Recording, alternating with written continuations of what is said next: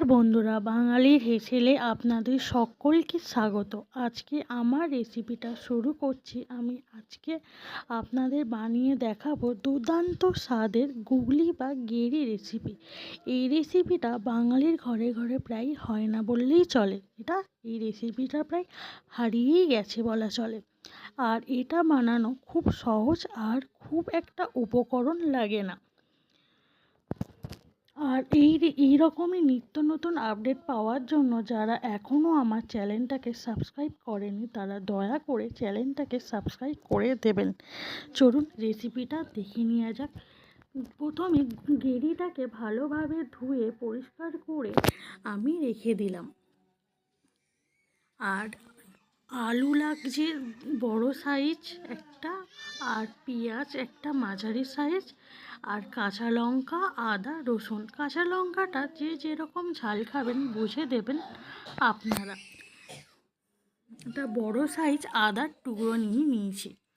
গুগলিগুলো একটু হরহরে টাইপের হয়, এটাকে ভালোভাবে ধুতে হয়। প্রথম গরম জলে আমি ফুটিয়ে নিয়েছিলাম, নিয়ে ভালোভাবে ধুয়েছি। এবার লঙ্কা, হলুদ গুঁড়ো এবং নুন দিয়ে ভালোভাবে মাখিয়ে নিতে হয়েছে। মাখানোর পর 2 মিনিট রেখে দিয়েছি। এবার উনুনে কড়া বসিয়ে নিয়ে তেল পরিমাণ মতন দিলাম। এবার তেল গরম হয়ে যাওয়ার পর আলুগুলো প্রথম দিয়ে দেব। দিয়ে এবার খুন্তি দিয়ে ভালোভাবে নাড়তে থাকবো।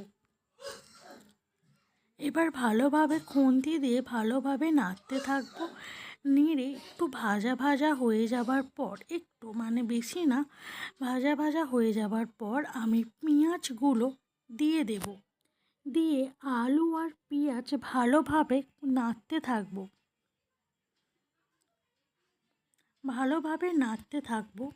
এটাও প্রায় একটু ভাজা ভাজা হয়ে যাবার পর এবার কাঁচা লঙ্কাগুলো দিয়ে দেব। হ্যাঁ, কাঁচা লঙ্কাগুলো আপনারা বুঝে দেবেন, কারণ বাচ্চারা থাকলে তো বেশি ঝাল খেতে পারবে না, তাই কাঁচা লঙ্কাটা ঝাল পরিমাণটা বুঝে দিতে হবে। এবার আমি আদা রসুন গ্রেট করে রেখে দিয়েছিলাম। এবার ওই গ্রেট করা আদা রসুন আমি দিয়ে দেব। দিয়ে আবারও আমি ভালোভাবে আদা রসুন, পেঁয়াজ, আলু ভালোভাবে কড়াতে নাড়তে থাকবো। এবার ভাজা ভাজা হয়ে যাবার পর আমি পরিমাণ মতো নুন দিয়ে দেব। এবার গুগলিগুলো কড়াতে দিয়ে দেব। আমি সব কিছু একসাথে ভেজে নেব, কারণ আমি প্রথম গুগলিটাকে আলাদাভাবে ভেজে নিচ্ছি না, আগে সিদ্ধ করে রেখে দিয়েছিলাম। এবার আলু পেঁয়াজ একসাথে গুগলিগুলো ভেজে নেব।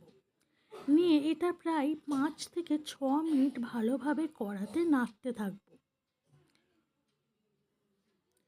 এবার মশলাগুলো একে একে দিয়ে দেব। 1 চা চামচ হলুদ গুঁড়ো, 1 চা চামচ জিরে গুঁড়ো, 1 চা চামচ জিরে গুঁড়ো, 1 চা চামচ ধনিয়া গুঁড়ো দিয়ে ভালোভাবে নাড়তে থাকবো। মরিচগুলো 1/2 চা চামচ, লঙ্কা গুঁড়ো 1/2 চা চামচ দিয়ে ভালোভাবে মশলাগুলো নাড়তে থাকবো। মশলাগুলো একটু ভাজতে হবে, তবে খাবারের টেস্টটা বাড়ে।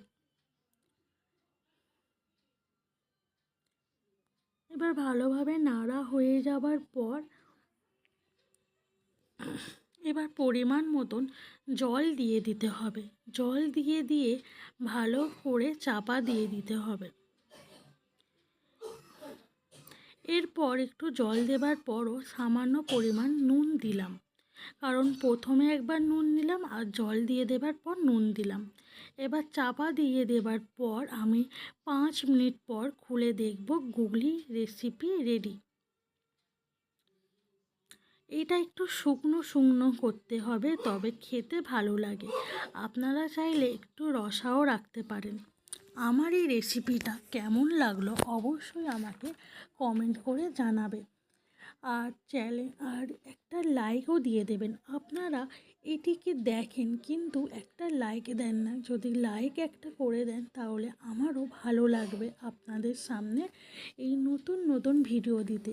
একটা মনোযোগ বাড়বে যে আমি একটা ভিডিও দিই।